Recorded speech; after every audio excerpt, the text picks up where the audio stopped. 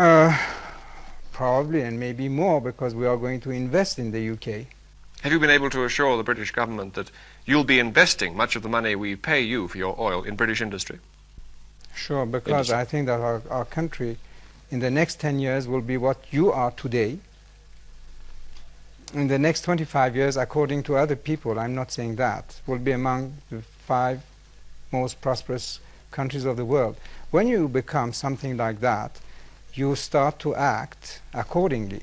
That is, on a world basis, and obviously without any complexes, and understanding the whole political or geopolitics of the world. The increasing price of oil is going to hit our balance of payments hard and maybe even cause our economy to stop growing altogether for a year or two. Is this really what you want? Just the opposite. That's why what we have decided and the consequent decisions will alleviate, for a very good part, your balance of payments. And I know that we might eventually do other kind of deal of that sort with other oil-producing countries.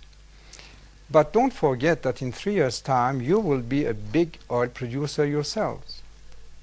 You might be a member of our club.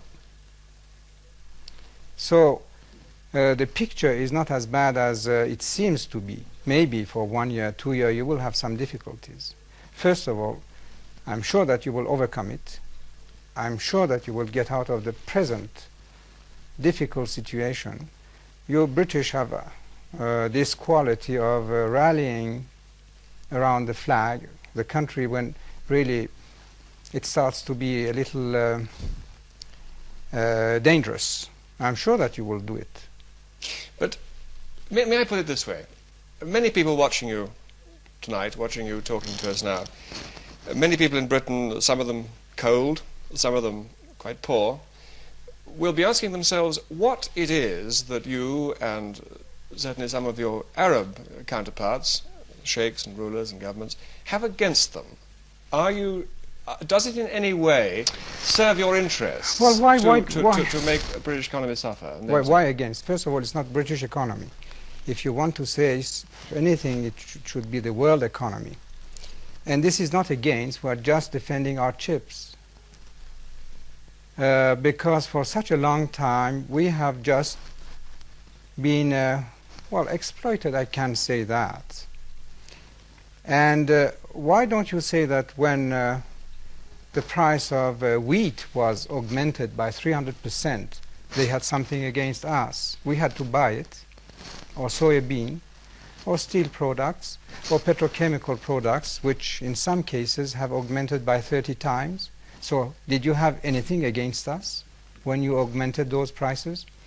Or what I buy from you, even weapons, the price that you are charging today is not what you were charging 2 months ago. It's increasing. Have you something against us? Have you anything in principle against the system in Britain and other Western countries? Not really against, but I must tell you my opinion. If you continue this way, a permissive, undisciplined society, you are going to blow up. And in matter of fact... How do you mean blow up? I'm not quite clear what you mean by that. Well, you will go bankrupt. You work not enough. You try to get too much money for the little work that you are putting up. And this cannot continue. It can continue for a few months, maybe 1 or 2 years, but not forever. You're not going to help us not to go bankrupt if you put the price of oil in. I won't be a good friend of yours if I did help you being not aware of the seriousness of the situation.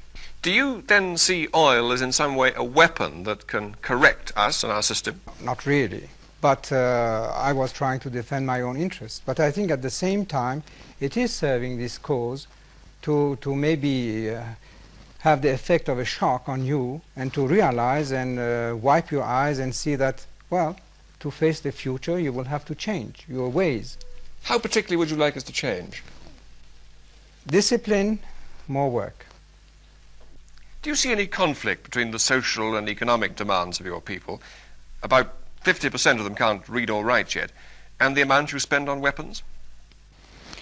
No, because we couldn't spend more either on illiteracy or other social things, because first of all we wouldn't have the teachers, and then for instance over hospitals we wouldn't have the doctors, the trained nurses, and it could create inflation too. Can I say that this year we are going to have a 40% national growth at constant prices, which is more than twice or almost 3 times the world record which was held by the Japanese? Do you think as your country gets more prosperous you will be able to restrain the demands of your people for more of the kind of democracy we have in Britain? But who says that my people are demanding the democracy that you have in Britain? Don't you think that history indicates that that does come with growing prosperity? Are there any developed, Not powerful necessarily. countries in this world with hereditary monarchies like your own? Well, yes, but not necessarily, because our tradition are just on the opposite way. The people and their king are so close that they feel as the member of the same family. They have, I think, the respect that at least families or children used to have for their father.